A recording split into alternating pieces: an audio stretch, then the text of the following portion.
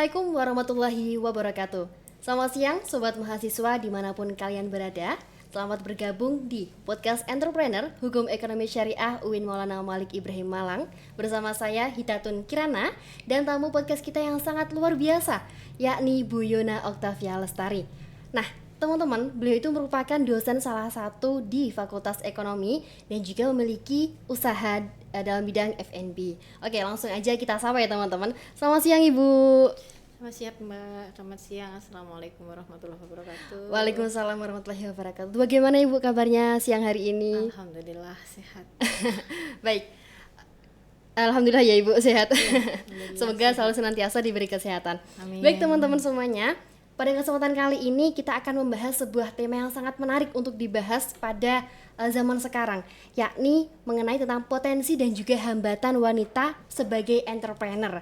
Nah, ini tentunya sangat menarik ya Bu dibahas karena tidak hanya seorang laki-laki yang minat dalam entrepreneur tapi juga wanita. Tentunya kan dalam hal itu pasti seorang wanita juga berpikir ini apa ya potensi wanita dan juga hambatan-hambatan seorang entrepreneur gitu. Nah, tadi saya sempat menyampaikan bahwasanya Ibu memiliki usaha. Itu usaha apa Ibu kalau boleh tahu? Usaha saya ada banyak ya Mbak. Jadi memang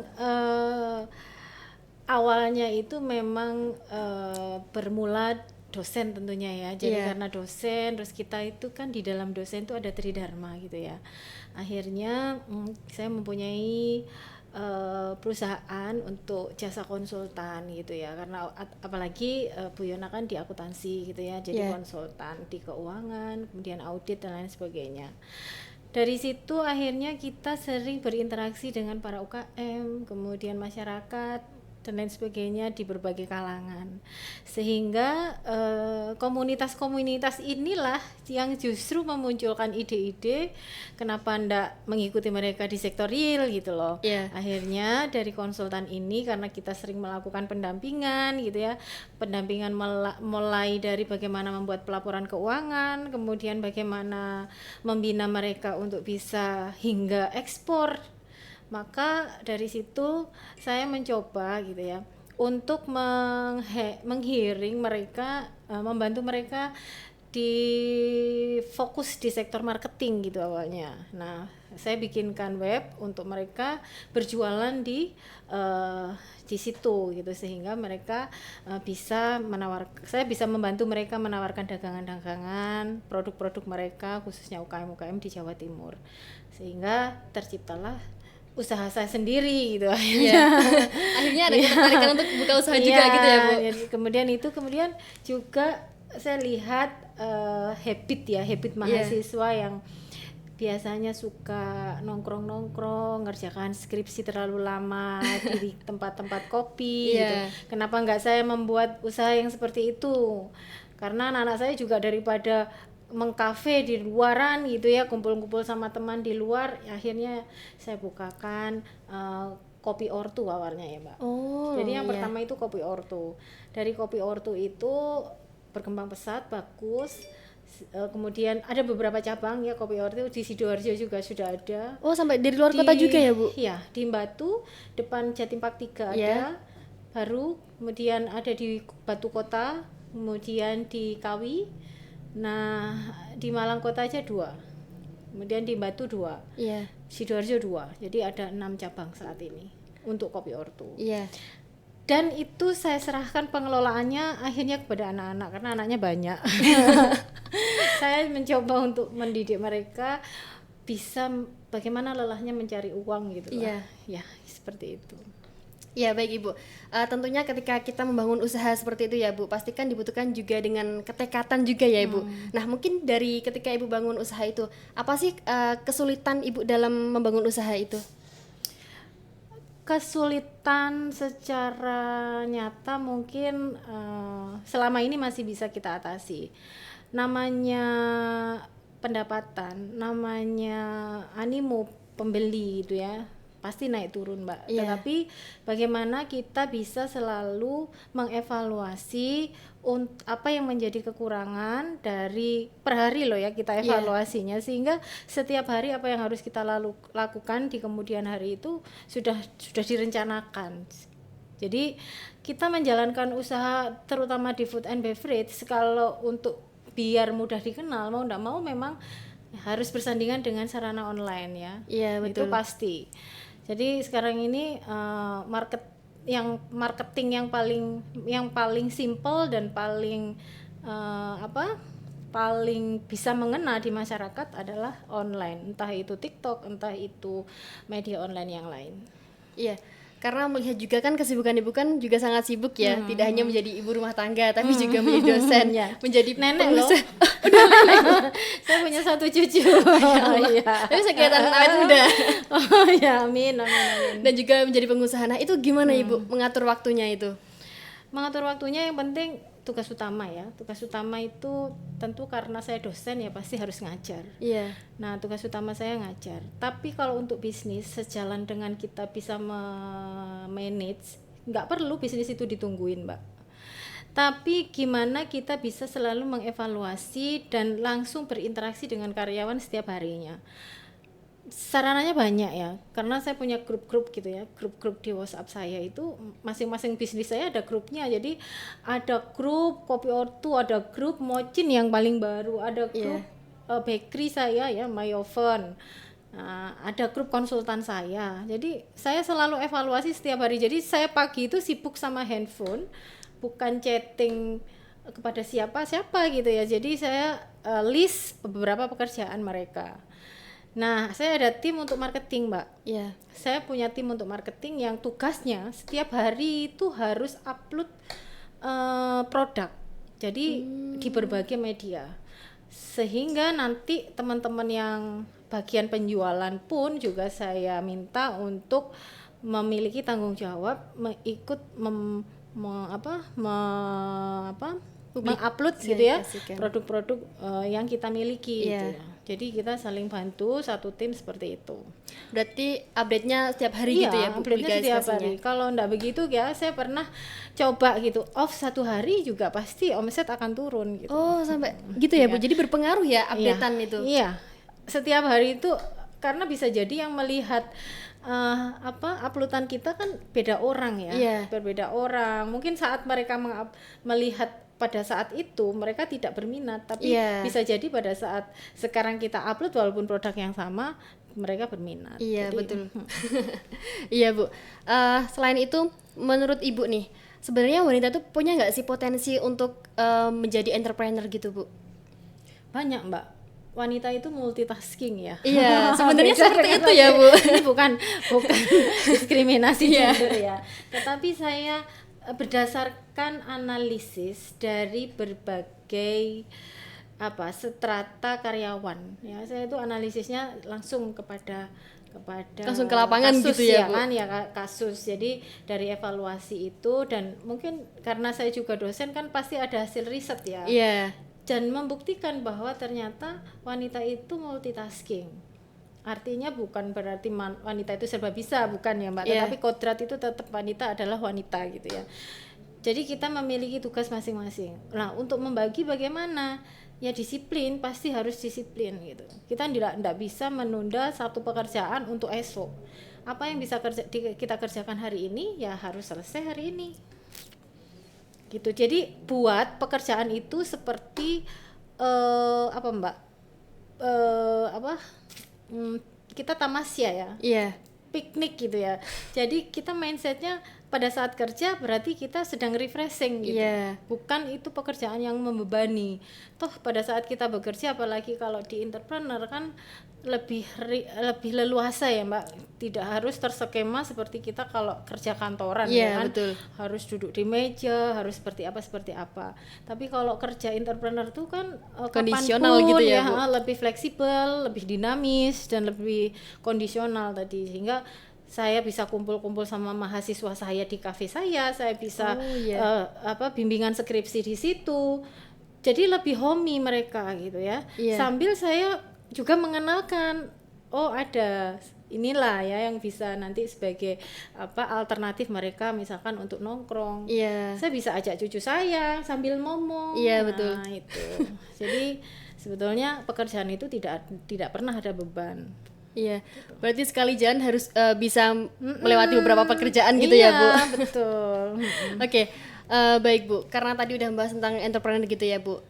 Mungkin kira-kira tuh ada nggak sih hambatan khusus wanita ini? Ada nggak sih hambatan wanita ketika dia tuh udah menjalin ke entrepreneurnya gitu Bu? Ada sih. Wanita itu memang wanita itu tetap harus didampingi ya dengan satu tim yang itu mungkin beda gender lagi lah ya. Karena wanita itu cenderung mengedepankan perasaan. Iya, betul. Nah, kadang-kadang membuat keputusan di saat perasaan itu tidak bagus itu tidak tepat. Sehingga kita perlu tenang dulu, berpikir, beranalisis yang nanti akhirnya keputusannya itu tidak salah gitu ya. Jadi kita melakukan sebuah keputusan yang memang benar, terutama dari hal-hal yang terjadi di masalah internal, Mbak. Iya. Seringkali saya itu kadang-kadang dibuat anak-anak itu, terutama tim-tim ya, itu banyak berpikir tentang mereka.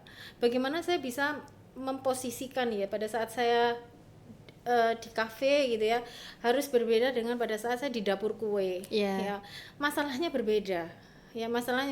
Kalau di dapur kue bisa jadi saya harus benar-benar strict karena di situ higienitas harus diutamakan misalnya. Nah, masing-masing karyawan kan kadang-kadang tingkat kebersihannya juga berbeda, Mbak. Betul. Nah, kalau kita itu menyikapinya itu terlalu panjang dalam bahasa tanda petik baper gitu ya. Nah, akhirnya kita bisa membuat keputusan yang salah. Gitu ya. Atau misalnya di saat tertentu kita dapat masukan dari customer ya. Produk yang kita launching misalnya nggak mereka minati atau tidak sesuai dengan taste di masyarakat itu, kita dapat terima masukan ya, kita nggak boleh baper. Terima masukan itu sebagai alat media evaluasi sehingga nantinya gitu ya kita akan bisa lebih baik. Padahal pendapat dari customer itu yang benar-benar penting gitu ya Bu, karena kan mereka yang sebagai customernya gitu kan, jadi mereka yang merasakan gitu. Jadi emang kalau wanita ini memang lebih mengarah ke perasaan sebenarnya Bu ya. Sebenarnya itu yang menjadi musuh dia sendiri gitu. Betul. Jadi kita jangan sampai membuat lingkaran untuk kita sendiri gitu ya, lubang untuk diri sendiri. Iya, betul banget Bu. Kan tentunya kalau misalkan kita, kalau boleh tahu Ibu bangun bisnisnya itu udah berapa lama Ibu? Saya konsultan itu 2009. Wah, udah cukup lama ya berarti 2009. Saya biasanya mendampingi beberapa kantor. Entah itu di sektor swasta maupun di sektor pemerintah ya. Jadi klien saya kebanyakan itu institusi, Mbak, lembaga, bukan perorangan sih memang. Karena saya pikir untuk masuk ke institusi itu lebih mudah ya untuk bisa mengembangkan objek ya. Betul. Tapi kalau jalan per objek itu rasanya lebih seperti komersil gitu loh, Mbak. Ya jadi saya nggak suka. Jadi sehingga saya, atau itu salah satu. Yang kedua mungkin karena saya sering diundang menjadi narasumber kali ya. Jadi narasumber untuk acara-acara di kementerian mana gitu, sehingga saya akhirnya diberikan kepercayaan untuk mengelola beberapa atau salah satu dari pekerjaan itu. Jadi waktu itu ya klien saya yang ada Bank Indonesia, Mbak, survei, jadi survei harga, survei macam-macam, khususnya ini di data-data statistik dan riset. Kemudian di Kementerian Perindustrian, kemudian di Kementerian Koperasi, itu adalah klien-klien saya. Dulu awal sebelum adanya perubahan regulasi yang sekarang itu halal, sertifikasi halal dipegang oleh BPJBH, itu dulu satu Jawa Timur itu saya yang handle, Mbak. Jadi rintisan BPJBH waktu itu saya sering ditelepon oleh teman-teman Jakarta untuk bisa memberikan gitu ya, bagaimana sih alur pengurusan sertifikasi halal. Kalau dulu kan semua regulasi di MUI, Mbak ya. Di MUI. Jadi kita mulai apply pendaftaran, kemudian proses, kemudian audit halalnya sampai dengan sidang fatwa, semuanya di di MUI prosesnya. Nah dari situ teman-teman itu mungkin yang dari MUI, dari dinas-dinas itu merekomendasikan gitu ya, mengadvise gitu ya teman-teman dari pusat bahwa yang mengerjakan konsultan saya ya, yang merumuskan proses itu sehingga dikerjakan sampai sekarang yang dipakai oleh BPJBH itu adalah rancangan-rancangan dari kami dulu. Gitu. Sampai tarif Mbak, sampai tarif itu dipakai sekarang oleh BPJBH. Nah itu kan sejak 2017 ya, Oktober 2017 perubahan regulasi yang dulu full MUI kemudian harus melalui BPJBH gitu. Iya, Masya Allah sekali Bu. Jadi alhamdulillah bisa bermanfaat gitu ya Bu. Jadi sekarang booming sertifikasi halal itu, saya sudah waktunya cooling down itu, waktunya istirahat gitu ya. Berarti emang udah lama ya Bu, berarti bangun bisnisnya itu ya? Iya, memang basicnya konsultan karena Bu Yona kan dosen. Iya. Oke. Menurut Ibu nih, pendapat Ibu mengenai tentang bias gender kalau misalkan wanita yang terjun dalam dunia entrepreneur itu gimana Ibu? Ya, bias gender itu sebenarnya hanya istilah Mbak ya. Tetapi sebetulnya kalau menurut saya ya, masing-masing itu memiliki kapasitas dan proporsi yang berbeda-beda gitu ya. Jadi artinya gini, ini adalah proporsi yang untuk laki-laki dan ini ada proporsi yang memang untuk perempuan. Bukan dalam hal ini ya, aktivitas, tetapi lebih kepada tanggung jawab, lebih kepada hal-hal yang memang itu ibarat kata saling mengisi lah ya, saling mengisi di antara keduanya. Jadi tidak ada yang dominan di situ, tidak ada yang dominan, tidak ada yang terisolirkan gitu. Masing-masing memiliki proporsi masing-masing. Yang itu tanggung jawabnya itu juga pasti berbeda-beda. Itu satu. Yang kemudian sebetulnya bias gender itu apabila kita terapkan dengan basic nilai-nilai spiritual, tentu tidak akan menjadi masalah karena wanita dan laki-laki itu ya sudah jelas ya diatur di dalam Al-Quran. Kalau kita itu muslim, jelas seperti apa posisi masing-masing. Iya, betul. Berarti sebenarnya memang itu hanya sebagai istilah aja ya Bu. Kalau misalkan di lapangannya ya udah kita sama gitu ya Bu, kurang lebihnya. Karena kan punya proporsinya masing-masing gitu.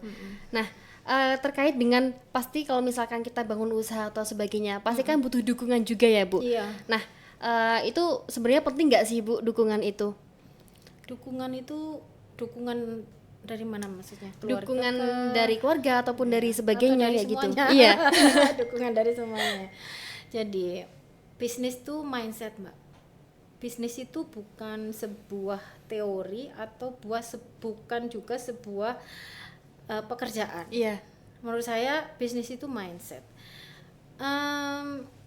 Orang ini ya, saya lihat mahasiswa saja, mahasiswa yang memang memiliki jiwa entrepreneur itu sudah akan kelihatan saat mereka itu berinteraksi dengan sesama teman mahasiswanya. Jadi tinggal nantinya bagaimana kita itu bisa menangkap bahwa sinyal-sinyal kita itu memiliki jiwa itu apa enggak gitu ya. Nah jadi saya melihat fenomenanya kebanyakan gitu ya. Bu. Jangan sampai bisnis itu menjadi pelabuhan terakhir saat kita itu gagal gitu ya. Kebanyakan kan demikian. Jadi membangun bisnis saat benar-benar kita itu di dalam kondisi yang memang satu-satunya harus buka bisnis gitu ya. Itu adalah pelabuhan terakhir menurut saya. Padahal apapun profesi kita, kalau jiwa kita itu memiliki jiwa entrepreneur, maka akan bisa menjadi nilai tambah.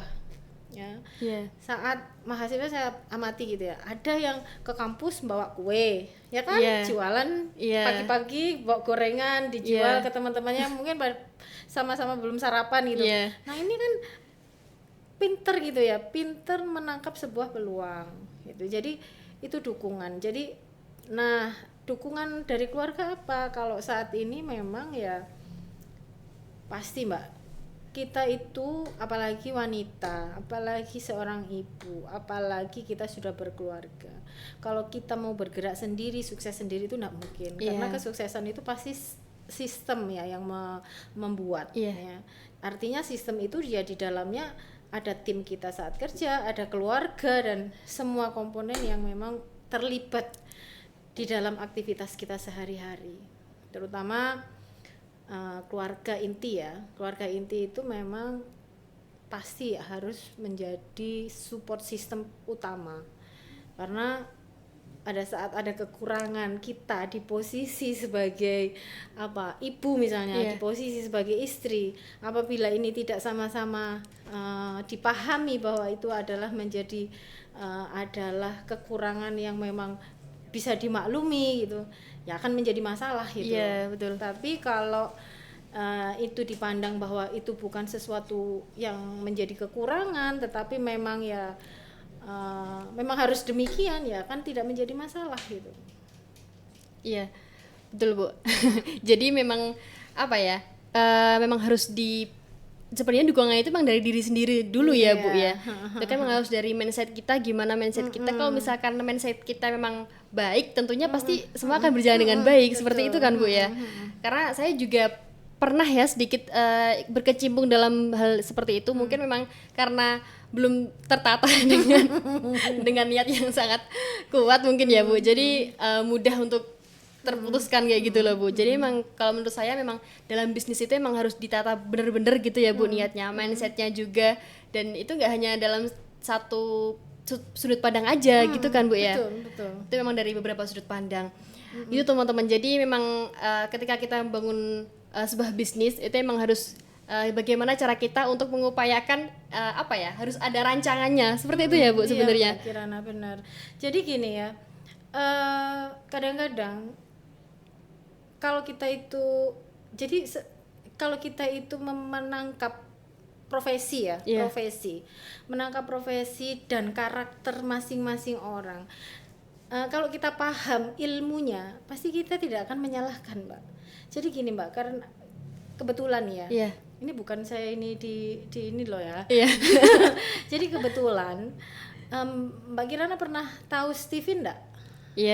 Stephen ya, tes Stephen kepribadian. Jadi kadang-kadang saya anak saya tes Stephen kan loh Mbak. Jadi semua saya Stephen kan, karena saya itu harus tahu karakter dasar dari anak saya. Termasuk karyawan saya Stephen kan. Oh, sampai karyawan juga Ibu. Jadi posisi misalkan mereka akan handle di konsultan gitu ya. Ya saya harus bisa mencari karyawan yang thinking gitu. Saya nggak akan mencari karyawan dengan Stephen yang misalnya feeling.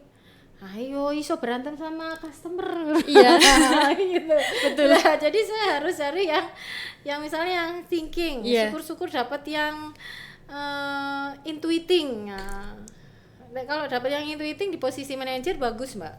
Karena intuiting itu bisa membaca pasar, bisa memprediksi masa depan dengan analisis-analisisnya. Jadi sehingga perilakunya akan berbeda-beda. Saya men-serve anak saya yang misalnya yang feeling, tentunya akan berbeda dengan men-serve anak saya yang thinking. Akan berbeda dengan yang sensing, ada yang berbeda dengan yang intuiting dan insting. Jadi mereka memiliki kepekaan itu berbeda-beda. Satu kata-kata misalkan gini, jangan pulang larut malam gitu. Bagi anak feeling ini menjadi hal-hal kata-kata yang kok marah-marah ya, misalnya gitu. Betul. Nah, tapi bagi anak yang thinking hal itu biasa. Itu bukan sebuah kalimat yang marah, tapi hal yang biasa. Memang ini mengingatkan. Betul. Jadi makanya saya mendidik anak-anak itu sesuai dengan sifat dasarnya. Itu satu. Yang kedua, saya berusaha mencarikan pergaulan mereka itu juga sesuai dengan sifat dasarnya.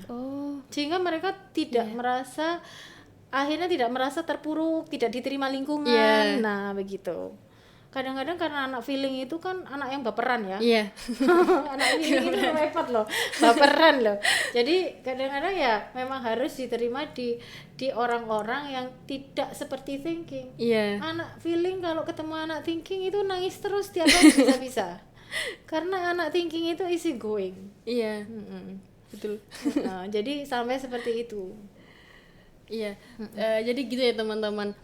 Baik, diskusi dengan Bu Yona ini sangat menambah wawasan juga, tentunya dalam entrepreneur ataupun yang lainnya juga, marketing juga ya Bu. Nah sangat menarik banget, khususnya di kalangan wanita juga ya, apalagi sekarang kan lagi maraknya seorang wanita yang menjadi entrepreneur juga gitu ya Bu. Nah mungkin ada closing statement dari Bu Yona sebelum kita tutup podcast siang hari ini. Apa ya? Jangan pernah, ini yang satu yang saya sering utarakan kepada semua ya anak-anak saya, karena saya punya anak banyak di kampus saja berapa ribu ini. Waduh, banyak kali di kampus Bu. Jangan pernah menjudge sesuatu itu tidak bisa, belum dijalani tapi selalu dijawab tidak bisa, karena kalimat tidak bisa itu akan membawa mindset kita justru akan menjadi tidak bisa beneran. Jadi jangan pernah lelah mencoba, walaupun Anda menghadapi kendala, itu sebetulnya bukan sesuatu yang dalam tanda petik tidak bisa. Tetapi belum nemu solusi kan gitu. Nah, itu saja. Nggak usah patah semangat, pokoknya selalu mencoba hal-hal baru, karena Anda masih muda, semuanya ya lakukan hal-hal yang baru, dan jangan pernah menjudge sesuatu itu tidak akan bisa, karena itu penting untuk men-trigger gitu ya, seperti men-trigger diri kita itu. Kalau tidak bisa itu otomatis kita udah pesimis kan, berbeda dengan pasti bisa gitu. Iya betul. Gitu ya teman-teman. Jadi emang mindset itu benar-benar mempengaruhi kedepannya gitu ya Bu. Kalau misalkan mindset kita baik, insya Allah pasti akan kedepannya juga baik gitu. Positive mind. Harus positive mind gitu teman-teman. Mungkin cukup sekian untuk podcast kali ini. Terima kasih Bu Yona untuk meluangkan waktunya untuk berbagi ilmu kepada teman-teman semuanya. Cukup sekian dari saya. Kurang lebihnya mohon maaf. Wallahul muwaffiq ila aqwamit thoriq. Wassalamualaikum warahmatullahi wabarakatuh. Waalaikumsalam warahmatullahi wabarakatuh. Audio Jungle.